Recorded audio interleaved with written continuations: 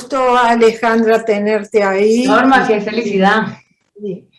Bueno, quiero contar que tú eres, como periodista, has participado en el proceso de paz, pero la paz se construye, siempre ponemos como lo opuesto a la guerra, pero en realidad seguimos con un vocabulario de guerra. Por suerte no tenemos la violencia de la guerra, o sí sobrevive, pero no construimos paz en el sentido de qué significa en las palabras, ¿no? Entonces me gustaría mucho que tú nos cuentes brevemente, para poder después traer al hoy cómo están nuestras democracias de alguna manera, es decir, socavadas, debilitadas precisamente porque no construimos lo que tiene que tener una democracia, que es una conversación plural, donde no es relevante que pensemos de manera diferente, y lo relevante sí es que nos respetemos unos a otros. De modo que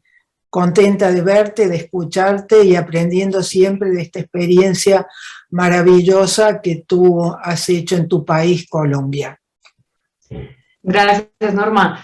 Pues uno no sabe cuánto tiempo se tomen los conceptos y las sociedades en ir apropiándose de esto que en su momento llamamos el poder de la conversación, que no se mencionaba en el entorno del proceso de paz como un poder para enfrentarse a los otros poderes que estaban en esa puja de una negociación tan delicada como es la de ponerle fin a un conflicto armado de tantos años y hacer prevalecer de alguna manera la Constitución, de mantener, por supuesto, en primer lugar los derechos de las víctimas, de los ciudadanos, e intentar a partir de allí construir nuevos referentes para la convivencia entre los colombianos. Es claro, hoy, 5 años después de la firma del acuerdo de paz, serán el próximo 5 de octubre, y ya vamos a celebrar, digamos, entre comillas, ese momento que llamó tanto a la esperanza y que convocó de alguna manera a esa conversación de esperanza y de futuro. Los colombianos, a través de diferentes posturas, digamos, abordamos el tema de la guerra de una manera casi que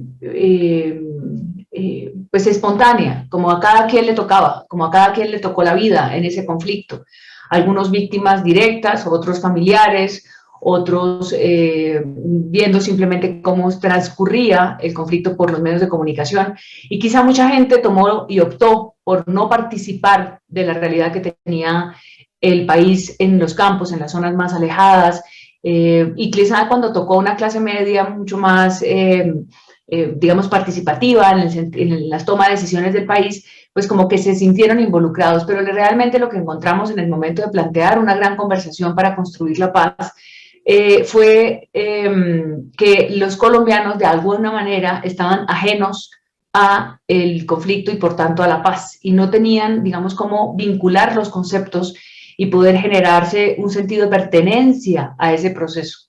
No teníamos escenarios de yo cómo participo de esto. Esto es una cosa que se hace en las élites y que no sugiere, digamos, ninguna participación de la sociedad. Hemos visto, y decía entonces para terminar esta introducción, que durante estos 5 años, hoy en día, la palabra conversación y las conversaciones pendientes que nos había aplazado el conflicto y las conversaciones necesarias empiezan a estar más presentes, dichas así, además mencionadas así como unas conversaciones necesarias, están dándose entre los líderes, entre los sectores sociales. Hemos visto unas enormes manifestaciones en la calle, muchas con expresiones de violencia, pero sobre todo un enorme, digamos, sentido de levantar la mano para decir aquí estamos y no pueden pasar por encima de nosotros. Y creo que ahí es donde se está construyendo una posibilidad de generar, digamos, esos espacios de conversación que nos había frustrado la violencia, el miedo, por supuesto, y también la intimidación misma que trae un conflicto.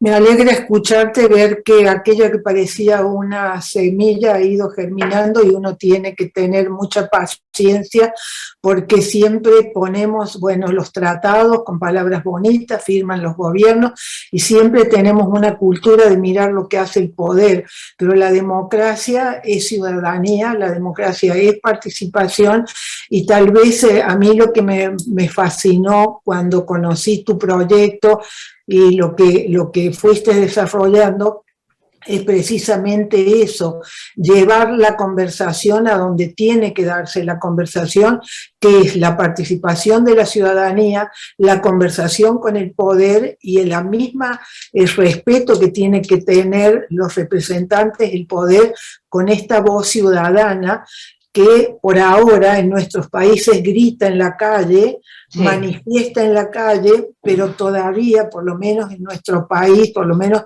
en Argentina, no conseguimos tener esta conversación donde el ciudadano sea el igual y tiene una voz que es escuchada, ¿no? Quiero preguntarte si en Colombia se está registrando lo que vemos un poco como un mal de nuestras democracias, que es la polarización, ¿no? Ese discurso público tan contaminado por la descalificación personal, no la argumentación, porque yo digo, la democracia es el sistema de la palabra, porque todos tenemos derecho a decir y a expresarnos, es decir, es fundamental esa palabra limpia de todo el odio y la connotación de violencia que nos han dejado en nuestras espaldas históricas periodos de autoritarismo y de violencia, ¿no? Pues Norma, sí, en Colombia, como en todo el mundo, la democracia pues está inmersa hoy en un gran desafío, y es que hay sobreinformación. Y entonces, cuando se tienen, digamos, escenarios de falta de información, pues la ciudadanía se siente en un nivel menos digamos, desarrollado. Se supone que las sociedades desarrolladas tienen más información, comparten más información, y al compartirla pueden construir juntos alrededor de esa información. Sin embargo, lo que hay hoy en día es una sobreinformación que nos ha confundido. Y esta discusión es muy importante en la democracia de hoy, porque justamente esas voces que entran a ser parte de una gran conversación en las redes sociales, de una conversación global, tienen que empezar a filtrarse, entre comillas, por el ciudadano, para saber y para entender cuáles son los intereses que hay detrás de cada mensaje. Cada, digamos, disputa en las redes sociales de odio, con palabras agresivas, con discursos que descalifican el otro, que lo minimizan, que lo atacan, pues significan para una sociedad, en vez de ir hacia adelante, que es lo que trae el diálogo y lo que trae la construcción social, puede justamente dejar una rendija muy abierta para heridas viejas o nuevas que puedan abrir nuevos procesos de violencia. Entonces, es verdad que ese es el gran desafío, pero al mismo tiempo, en ese mismo, digamos, en contexto del desafío, pues tenemos una gran oportunidad.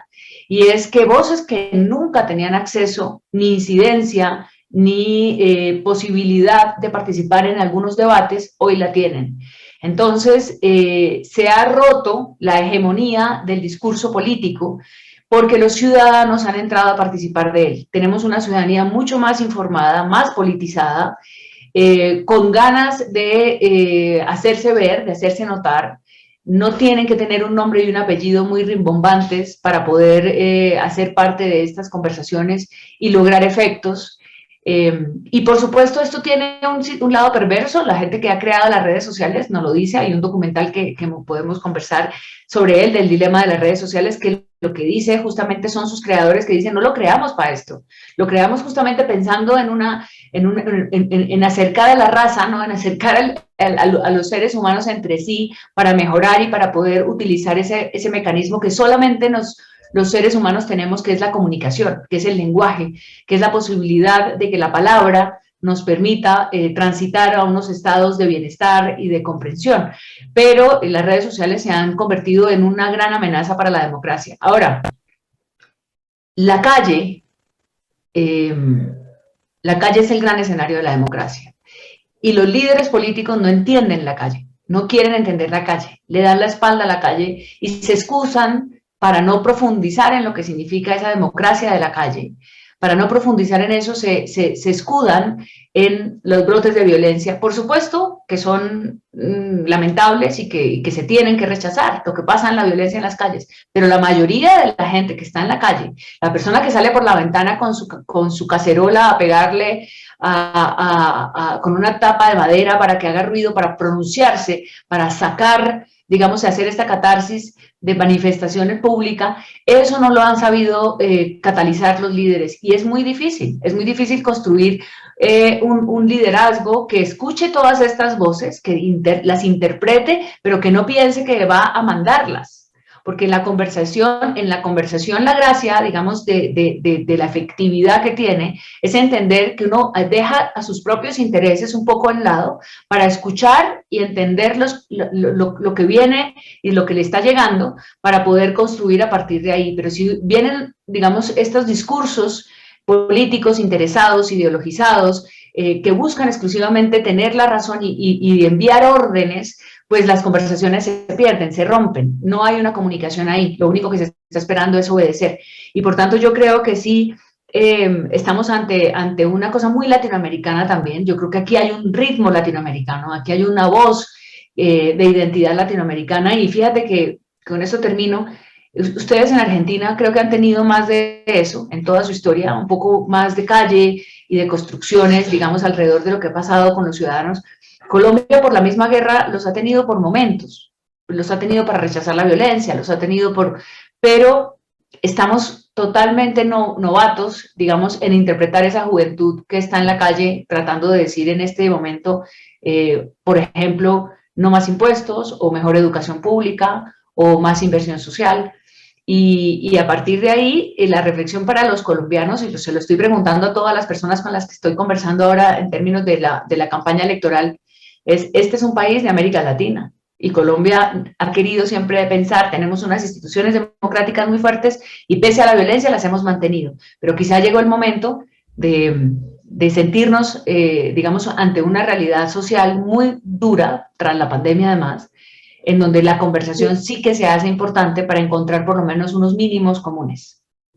Uno siempre tiene la tentación de compararse los países, pero yo creo que siempre debemos compararnos con nosotros mismos, porque en tu descripción Colombia tiene instituciones fuertes, pero no tiene el entrenamiento de la disputa, no es mal la palabra, la expresión en la calle. Nosotros tenemos al revés, tenemos instituciones muy débiles en términos democráticos, un gran entrenamiento, tanto que la política creyó durante mucho tiempo que quien estaba en la calle era dueño de la política. Y hoy tenemos una gran distorsión porque en democracia es el ciudadano que se moviliza voluntariamente sin que nadie lo acarree. Y hoy en Argentina, desgraciadamente, se ha distorsionado y hay como una especie de llevar a la gente, es decir, por la pobreza, por el puntero político,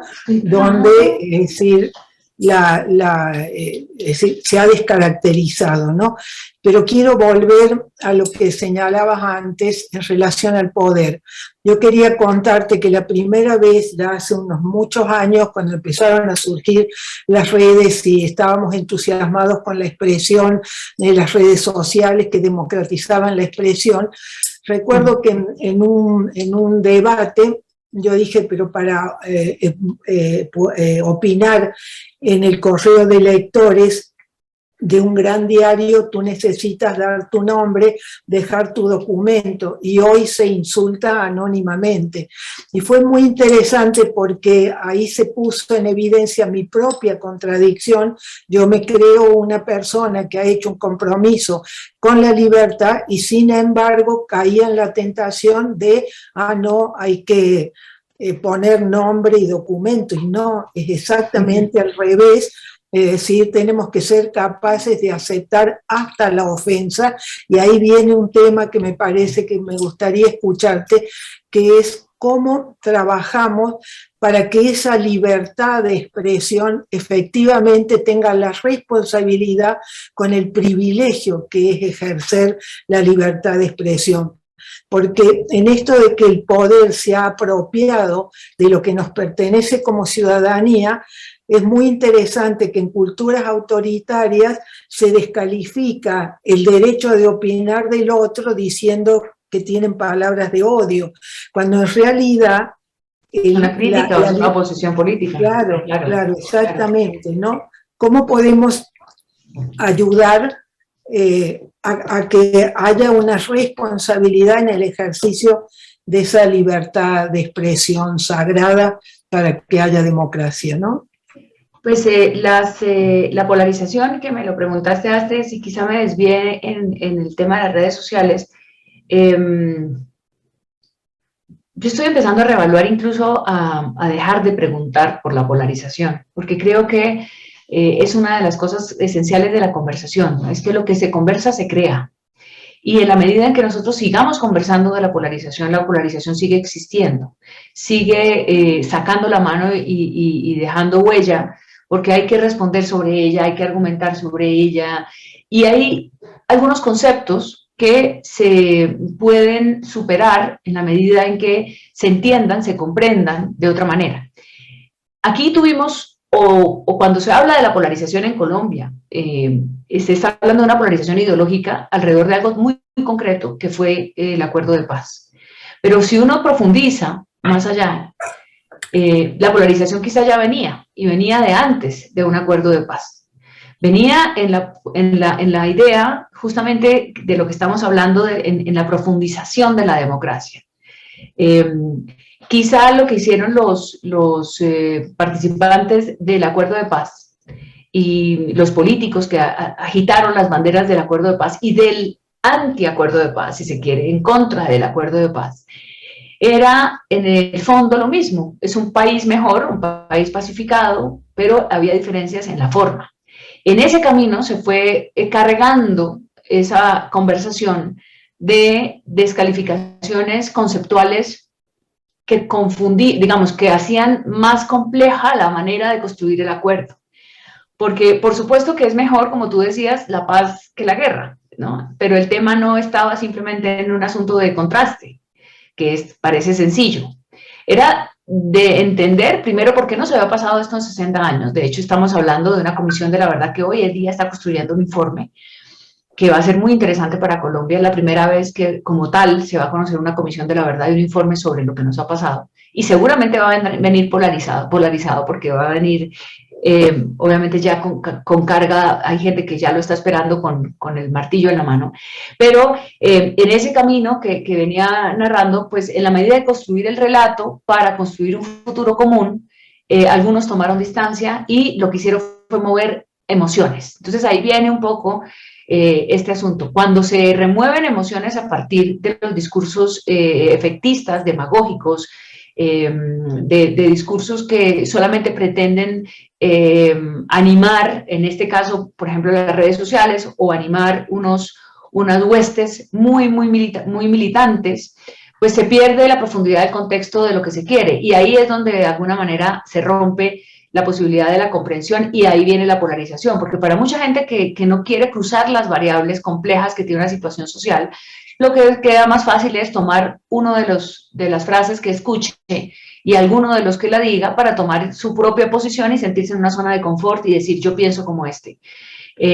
Claro, cuando la gente dice, yo quiero construir mi propia idea, ¿cómo se construye una opinión verdadera, genuina en cada ser humano? Pues con información, con comprensión de esa información y de alguna manera con la posibilidad de un diálogo que le genere, pues obviamente, un proceso de pensamiento, de reflexión. Estos países nuestros necesitan reflexionar, necesitan encontrar, digamos, esa identidad, y las conversaciones se están dando permanentemente. Lo que pasa es que hay muchas conversaciones sordas que no generan el poder transformador, que es el que quiere la conversación, lo que sugiere la conversación.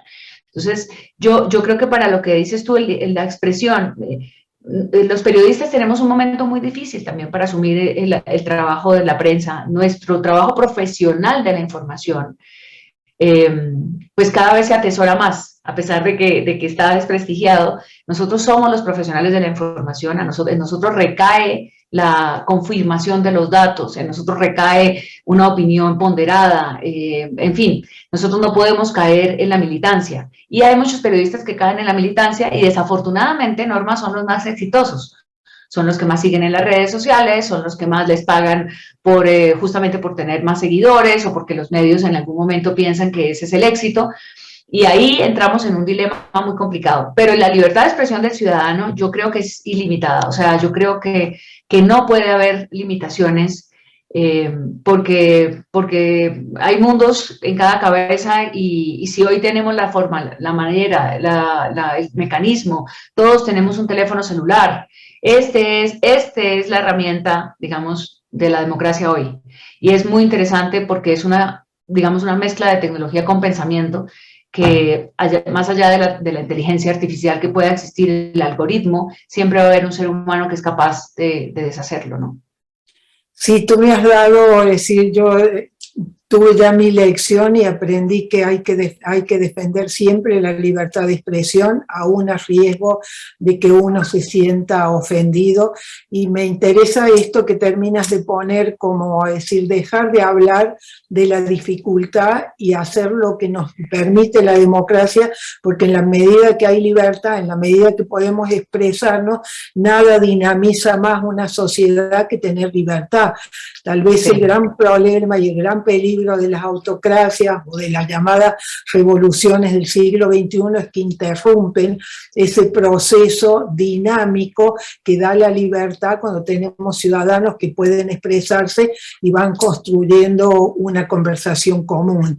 Nos humanizamos lo que hablamos y a su vez nos humanizamos a nosotros mismos. Y a veces, yo te confieso, te lo he contado alguna vez, durante mucho tiempo al inicio me sentía como una especie de predicadora, hablando, me parecía que había palabras connotadas con la religión o con la espiritualidad, cuando en realidad son el corazón filosófico amoroso de la democracia, porque si tengo que respetar al otro que es mi igual, pero que tiene perspectivas diferentes, existencias diferentes, y esta es la riqueza de nuestras sociedades, a las que la libertad las ha convertido en sociedades mucho más complejas que los que fueron en el pasado, donde teníamos categorías también muy rígidas. Y ahí quiero compartir contigo otra preocupación de la conversación. Es decir, si no compartimos el idioma, sí. Tú hablabas de la confusión, ¿no? A mí me pasó ayer de participar en un foro sobre educación, y yo me digo que ¿para qué educamos si no es para la ciudadanía? Para que los jóvenes tengan capacidad de discernimiento, se expresen libremente y tengan responsabilidad, es decir, con esa expresión y con esa participación. Y me di cuenta que una de las personas del panel cuestionaba la palabra ciudadanía. Entonces yo digo, ya si conceptualmente no entendemos que ciudadanía son derechos y que los derechos conjugan con la democracia y que lo que la democracia tiene de riqueza, que es el único sistema que va cambiando con el tiempo y que lo fundamental es tener libertad para después denunciar que nos falta el pan, nos falta el trabajo y no esta tensión del mismo origen en el tiempo cuando se debaten los derechos humanos. Ya estaba esta tensión que ponía, es decir, la Unión Soviética entre igualdad, y libertad, cuando en realidad si no tenemos libertad no podemos pedir por la igualdad, ¿no? Es decir, así que me gusta ver en el tiempo que no hemos conversado, siempre aprendo contigo, porque tú mencionabas nuestro entrenamiento callejero, pero me parece que nosotros tenemos en el discurso público tenemos muy connotadas las palabras, y para que la conversación sea posible hay que limpiar las palabras, ¿no? Que quieran decir para todos lo mismo. Mira, te voy a contestar con, bueno, vamos a conversar con otra anécdota. Estaba hace poco en Miami y conocí a una persona chilena, a un señor chileno que me presentaban, era el jefe de uno de los amigos que estaba conmigo, y me dijo, ¿tú eres colombiana? Sí, periodista también, sí, periodista.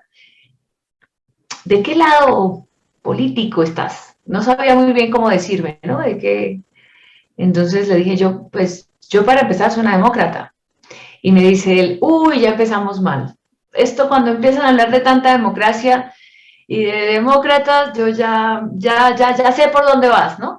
Y me dio risa porque yo, honestamente, decidí que yo no tenía tiempo, porque estaba de paso, no iba a profundizar con esta persona en general, no tenía, digamos, un escenario en el que lo volviera a ver, ni era una persona con la que me voy a encontrar en la vida. Y le leí perfectamente que él obviamente estaba en la derecha y que quería, era una ratificación digamos eso, de su zona de confort y tal, ¿no? Entonces le dije, ¿usted no es demócrata? Y me dice, claro, claro, yo soy demócrata, pero yo soy de derechas. Entonces yo le dije, yo también. La conversación se terminó, me dijo, ah, qué bien, me sirvió un whisky y se terminó la conversación. Y yo me quedé pensando, ese riesgo de las palabras cuando empiezan a tener entonces una carga emocional que cada uno, que cada grupo social le va involucrando, le va cargando, digamos, a esa palabra. Y son muchas. O sea, el lenguaje, por ejemplo, incluyente, que es un debate que se está dando, ¿no? Y en un escenario en el que si alguien dice las y los, pues ya es de izquierda, ok. Eso me parece que no hace daño, a mí no me gusta para nada y la gente que lo usa, pues a mí me parece un encarte innecesario, pero empieza a darse en el contexto de, bueno, víctima tiene una cantidad de connotaciones en diferentes escenarios, por supuesto es el de Argentina, pero también en Colombia significa muchas cosas y se utiliza de una manera muy maniquea para una razón u otra, ¿no? Si estás hablando de igualdad, por ejemplo, si estás hablando de equidad. Hoy en día en el debate electoral, Norma, en Colombia llevo 14 candidatos entrevistados. Estoy haciendo entrevistas desde el mes de mayo. Y todos comienzan hablando de la pobreza. Todos comienzan hablando de la igualdad. Todos comienzan hablando en las entrevistas y profundizando de la necesidad que hay en Colombia de poner ese tema de primer nivel. Y les pregunto entonces, ¿por qué no hacer un acuerdo nacional alrededor de la pobreza? ¿Por qué no la superación de la pobreza puede convertirse en un elemento de unión para decir vamos a generar unas políticas económicas y de empleo alrededor de superar la pobreza?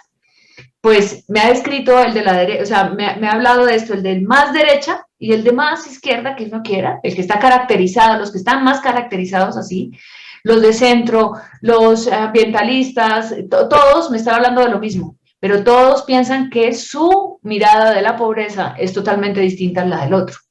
Entonces, esos países de América Latina, por ejemplo, ya para hablar de política, que no pueden darse el lujo de no tener una política para combatir la pobreza, o sea, es que es nuestro flagelo, a partir de ahí viene todo. Y a partir de ahí, con la pandemia, pues obviamente quedó mucho más expresa en la calle, más expresa en la violencia, en las ciudades hay delincuencia ahora por todas partes, en fin, pero no quieren vincular, unos vinculan eso con lo social y otros simplemente vinculan esto como un tema de inseguridad en las ciudades, de más armas, de orden público, casi que se dice, ¿no? Y ahí es donde se encuentran las dificultades. Nosotros hicimos un glosario en el momento que hicimos la conversación para poder ponernos de acuerdo en algunos términos y en algunas, y un decálogo para el buen conversador, que resultaba siendo un poco lo que tú dices, algo medio espiritual, como medio como eso, como un poco de ayuda, de autoayuda, ¿no? Pero sí, es decir, si vas a tener una conversación tienes que mirar a los ojos, dejar que el otro termine para empezar a conversar, por ejemplo, ¿no? Pero en el glosario es muy interesante porque, mira, por ejemplo, esto que logramos hacer en un momento, esto se llama un manual para cubrir la guerra y la paz. Y este es un diccionario que hicimos en su momento los periodistas en Colombia, porque era necesario describir tantas cosas que parecían que estaba claro, mira, exilio, neutralidad, protocolo, ratificación, refugio, refugiados, asilo, población civil. Este concepto, por ejemplo, de población civil en nuestro caso ha sido siempre motivo de muchos debates, ¿no? Porque esos no eran población civil, ellos participaban del conflicto, porque ¿por qué? Pero no eran campesinos, ¿no? Porque tenemos un montón de casos de gente que era población civil y que terminaron acusados de ser guerrilleros, por ejemplo, asesinados por fuerzas estatales. Entonces, hay cosas que en el lenguaje sí es muy necesario tener claro su definición y saber que compartimos entre todos esa definición. Qué buena idea nos das para esta Fundación CADAL, que podríamos nosotros hacer nuestro glosario, porque lo que a mí siempre me ha maravillado de tu trabajo y la forma como lo comunicas es poder, lo que es la gran idea, la gran formulación, la que podría ser una teoría que nos separa, llevarlo a cosas muy concretas, es decir, que es la única forma, que tú misma lo explicabas, que es la pedagogía de la paz, la pedagogía de la conversación. Y para cerrar nuestra conversación, que podríamos estar, a mí personalmente me encanta siempre oírte, es decir, tal vez repitiendo un poco, porque se da lo mismo, en eso sí podemos reconocer, cuando hablamos se ha vulgarizado, se ha banalizado la pobreza. Yo te cuento una anécdota de muchos años y que la sigo contando, de un niño que me increpa en la calle poniendo las manos en jarra y me dice: doña, soy un pobre. Digo, ¿qué hemos hecho con nuestros niños para convertir en identidad lo que es una contingencia, lo que es una tragedia sobre la que tenemos que trabajar? Ahora ese niño que está en la calle pidiendo, cuando entra en los bares nuestros, tú sabes que Buenos Aires es una ciudad donde ponen una esquina en un bar o un bar en una esquina, ese niño entra y va a encontrar en la televisión una periodista como tú entrevistando a lo mejor a un dirigente político, un candidato o un periodista o un politólogo o un encuestador que solo hablan de la pobreza, de la pobreza, de la pobreza. Nunca ese niño va a escuchar de nuestro decir que él tiene derecho a educarse, derecho a que lo amen, derecho a tener una familia, que él es una persona, y eso ahí me parece que es donde tenemos que trabajar. Y la maravilla es, y ahí cierro con esto antes de que tú te despidas, digo, tenemos que hacerle el juego a la democracia, porque cada vez que uno denuncia violación de derechos humanos, como pasa hoy en algunos de nuestros países, en este continente que tiene tanto en sus espaldas históricas, tanta autocracia, tantas tiranías, una frase hecha es: no denuncies para no hacerle el juego a la derecha, y en realidad tenemos que hacerle el juego a la democracia, y esto ha sido un poco la intención de poder tener estas conversaciones y aprender de esta conversación, que es lo que tú nos traes siempre. Así que me gustaría escucharte como ya despedida y agradecerte que hayas tomado de tu vida tan llena de actividad, generosamente darnos parte de tu tiempo. Muchas gracias, no, para mí siempre será un placer escucharte y tener un rato contigo. Para mí es enriquecedor profundamente e inspirador, porque en realidad ese es otro de los aspectos muy interesantes de la conversación. Nosotros conversamos entre los mismos. Normalmente el ser humano tiende a conversar en su entorno más común porque tiene miedo del rechazo de los otros, tiene miedo del rechazo de los otros grupos que no conversan o que no piensan como ellos, y por tanto el temor a perder ese entorno seguro en donde todos se comunican y entre sí se identifican, es uno de los problemas más serios que tiene la conversación, y es no atreverse, no darse la libertad, porque eso es una parte de la libertad, de participar de otros grupos y de escuchar otras cosas y de dejarse permear por eso que escuchan, no necesariamente para ir a la confrontación y a mantener la razón y a argumentar, digamos, que yo estoy del lado de lo correcto, porque la democracia justamente nos pone en ese reto. La democracia es tan compleja que muchas veces se niega, porque es muy difícil de interpretar. Entonces, para muchos es más fácil negarla, así, incluso evocándola, ¿no? Pero es muy difícil, es muy difícil. Hay que tener realmente una mente muy panorámica realmente para entender esa complejidad que tiene la democracia y para ser consecuente con ser un demócrata, digamos, para ser consecuente con entender que la construcción colectiva es posible.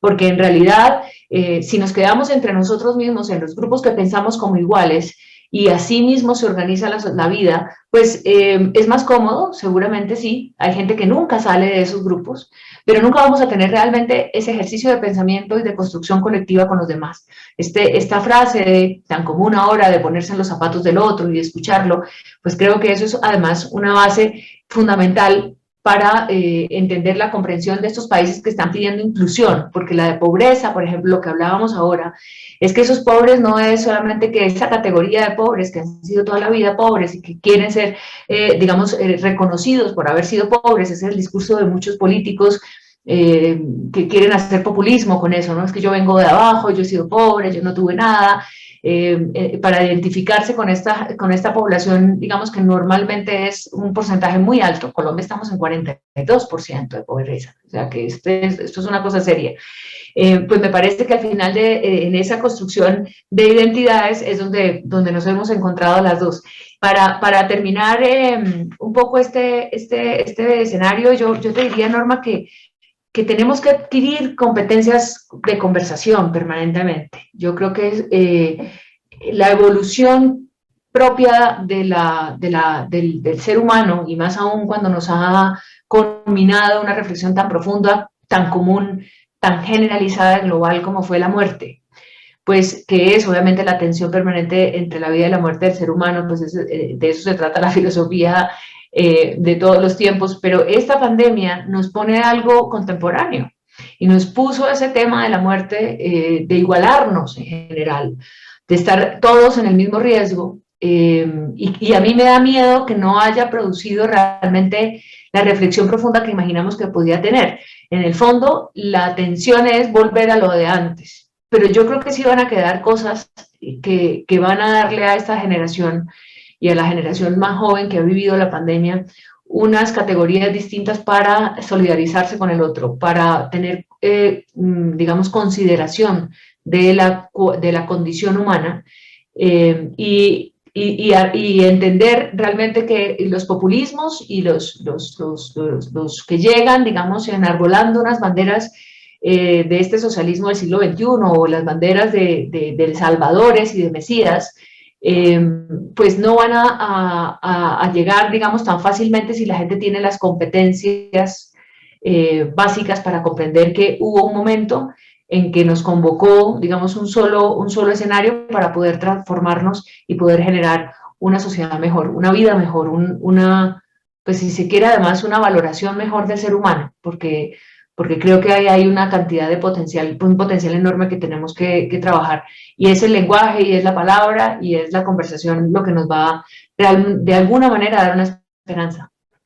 Tal vez tendríamos que decirnos humanistas, que también es una palabra connotada, y yo la verdad que de todo este tiempo de pandemia, de muerte, de sufrimiento, es decir, la vida siempre se impone, y tal vez lo que nos está dando es una gran oportunidad de verdad, de sinceramiento. Estamos desnudos en nuestras fragilidades, estamos desnudos en nuestra carencia, falta que realmente tomemos conciencia y aprendamos, y que efectivamente la vida, para ser vivida en igualdad y en dignidad, se trata de eso, ¿no? Que el ser humano, es decir, tenga esplendor porque se le respeta su dignidad, porque decir lo que pensamos no puede ser nunca acto de coraje. Si yo no puedo decirte a ti lo que pienso, lo que siento, lo que soy como persona, difícilmente vamos a poder construir un vínculo humano, que es lo que dice el refranero popular: a los bueyes los unen los cuernos, a los seres humanos las palabras. Y que te doy un abrazo enorme, agradecido. Estoy segura que van a disfrutar muchísimo de tu conversación. De nuestra conversación. Muchísimas gracias, Norma, como siempre. Un abrazo de corazón, un buen día y bueno, saludos a todas las personas que nos acompañan, que se animen a conversar. Gracias, adiós. Adiós.